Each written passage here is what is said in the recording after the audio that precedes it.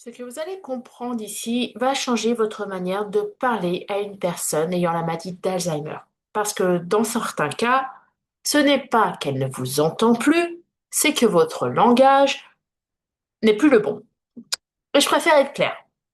Si vous n'accompagnez pas un proche ou si vous ne travaillez pas auprès de personnes ayant des troubles cognitifs, cette vidéo risque fortement de vous sembler totalement inutile, parce qu'ici, sur Alzheimer et alors, on parle de situations où la parole ne suffit plus. On a tous, à un moment, peut-être que vous l'avez encore, ce réflexe. Parler plus fort, répéter, expliquer, mais les neurosciences montrent quelque chose de dérangeant. Quand la mémoire explicite s'effondre, ce qui est le cas dans la maladie d'Alzheimer, les sens deviennent en fait la porte d'entrée principale du cerveau. Et c'est ça qui change absolument tout. Parce que la personne n'est pas déconnectée du monde comme on le pense, mais en fait, elle accède au monde autrement. Je pense à une aidante qui m'a dit récemment, je parle à ma mère, mais j'ai l'impression que les trois quarts du temps, elle est ailleurs. Et pourtant, un jour, elle a tenté autre chose. Elle lui a pris la main. Elle n'a pas parlé tout de suite. Elle n'a pas insisté. Elle n'a rien demandé. Elle a juste pris la main de sa mère. Et là, il y a eu un changement total. Sa mère a tourné la tête, l'a regardée. Elle était présente. Elle était apaisée. Et ensuite, cette aidante a parlé avec sa mère. Et c'est ça qui a tout changé. Pourquoi? Parce que le cerveau, il n'a pas besoin de mots pour reconnaître une sécurité, le lien. Et les neurosciences, elles sont très claires là-dessus. L'odorat, il est directement lié au système émotionnel. Le toucher, il va réguler le stress et la sécurité interne. Et par exemple aussi, la musique, elle active la mémoire implicite. Mais le plus important dans tout, ce n'est pas ça. C'est ce que vous allez en faire concrètement.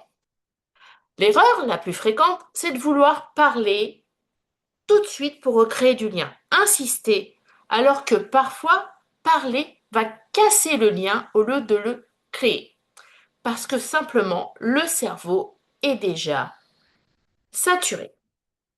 Alors vous allez me dire, d'accord, ok, mais c'est quoi du coup la solution?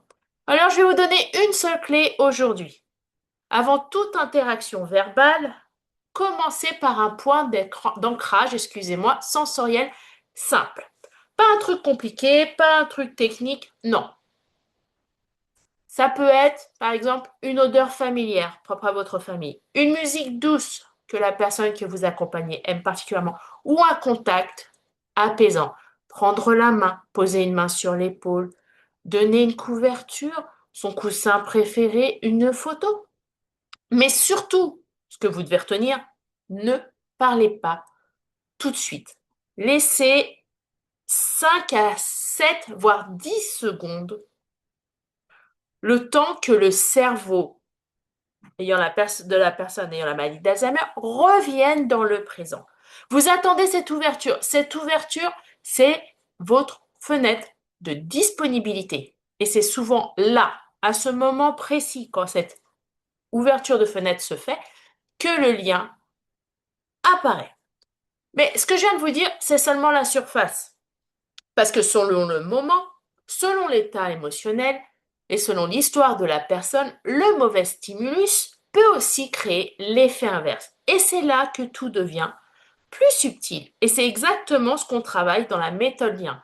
Comment ajuster le sensoriel sans surcharger, sans brusquer, sans perdre le lien.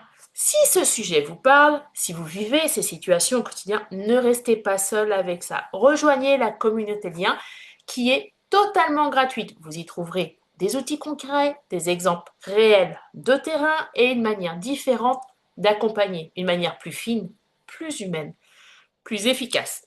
Le lien est juste en dessous dans la description ou cliquez sur le lien sous cette vidéo. Et retenez, parfois ce n'est pas plus de mots qui créent du lien.